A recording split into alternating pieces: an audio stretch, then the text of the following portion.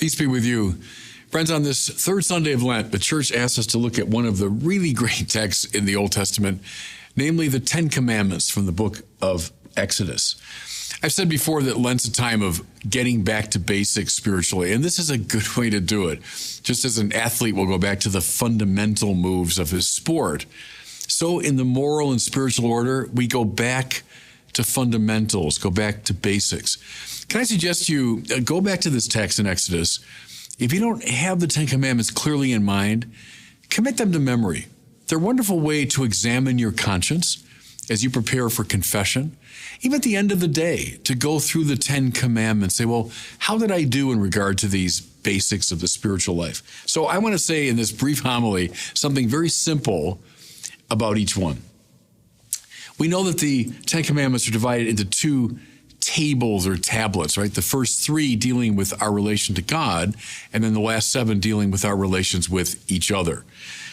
The first table is by leaps and bounds the most important. It's a basic biblical intuition. Having our relationship with God right is the condition for the possibility of anything else being right in our lives. If the relation to God is off kilter, everything else will become off kilter. And so we pay special attention to the first table. Commandment 1, I'm the Lord your God. You shall have no other gods besides me. Now, there's a trivial way to read this, that God is sort of this petty, jealous, tyrant. No. It's the most important element in the spiritual life.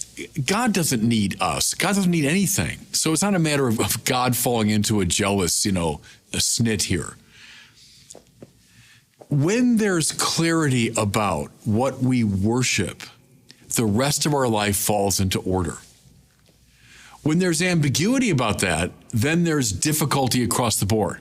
And I've said this to you before, we all worship something.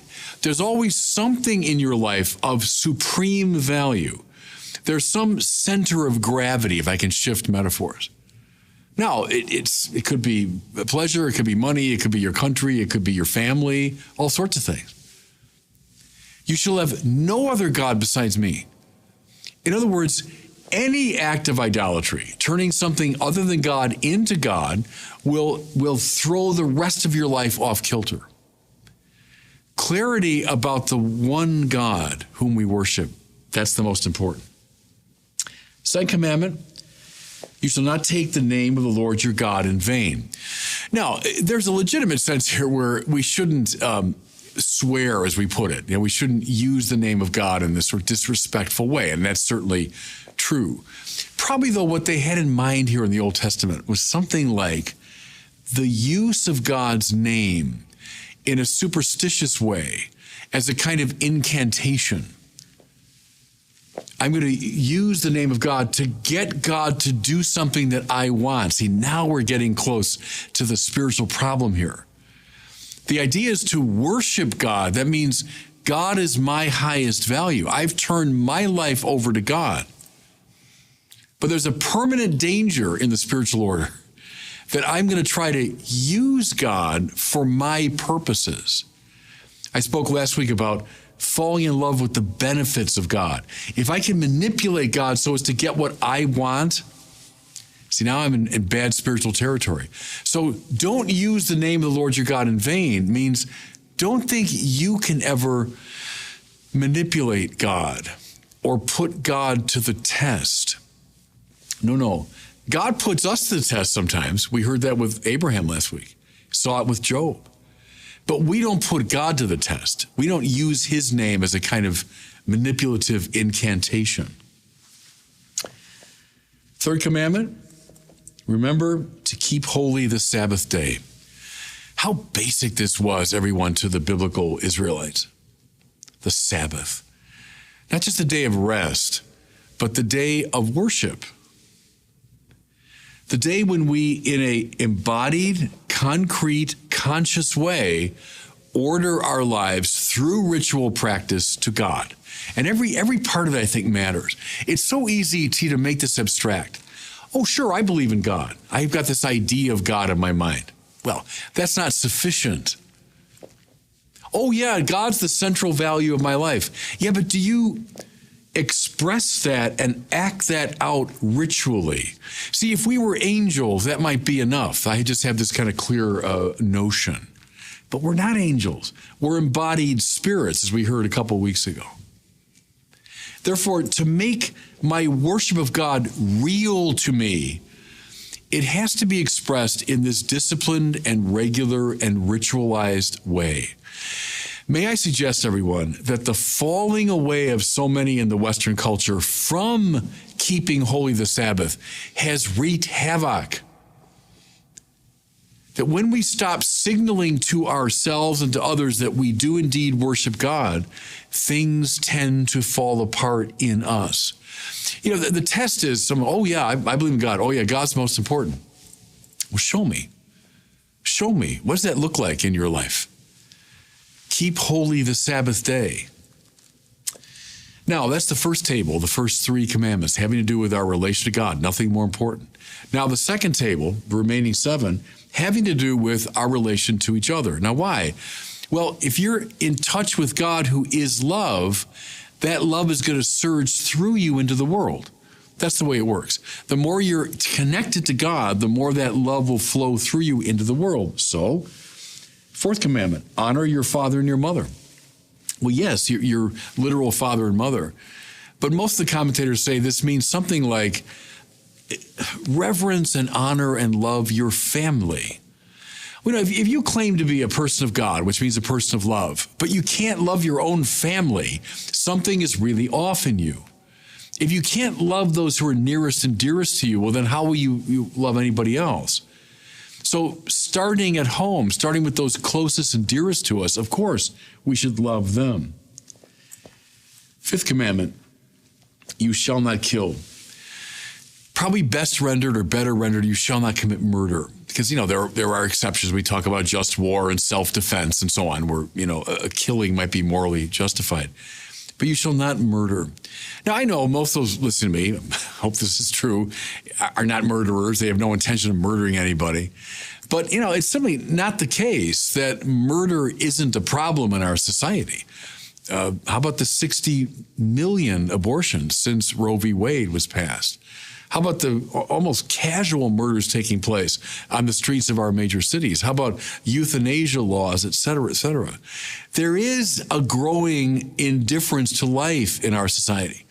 John Paul II named it the culture of death.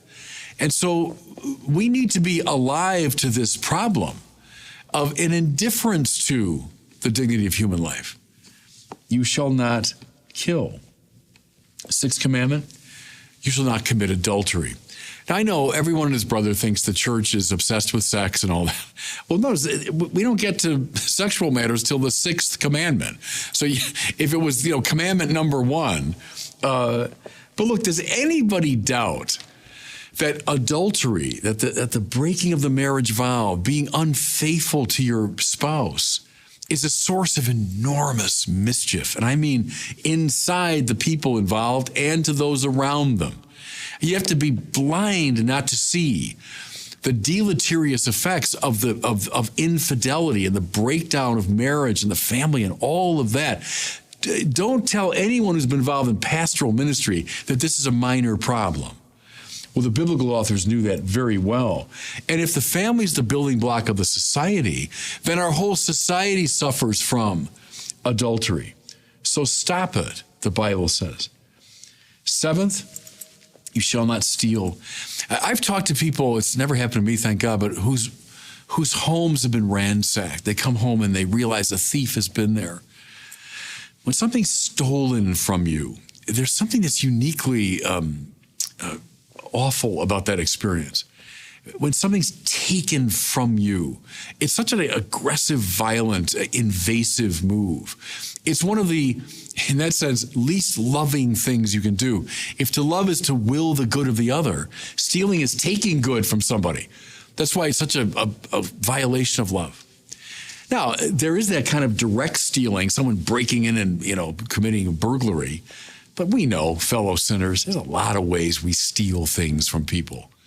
A lot of ways we rob them of good things, whether it's their reputation, Watch how we enhance life or take life from people? Do we breathe life into a room, or do we suck life out of a room? That's a form of stealing, it seems to me. 8, I think, is very important today. You shall not bear false witness against your neighbor. Calumny, we call this. A willful lie about someone whose purpose is to harm. Why do we do it? Well, it makes us feel better, makes us feel more exalted. I can drag you down, I seem higher. Where's this flourishing?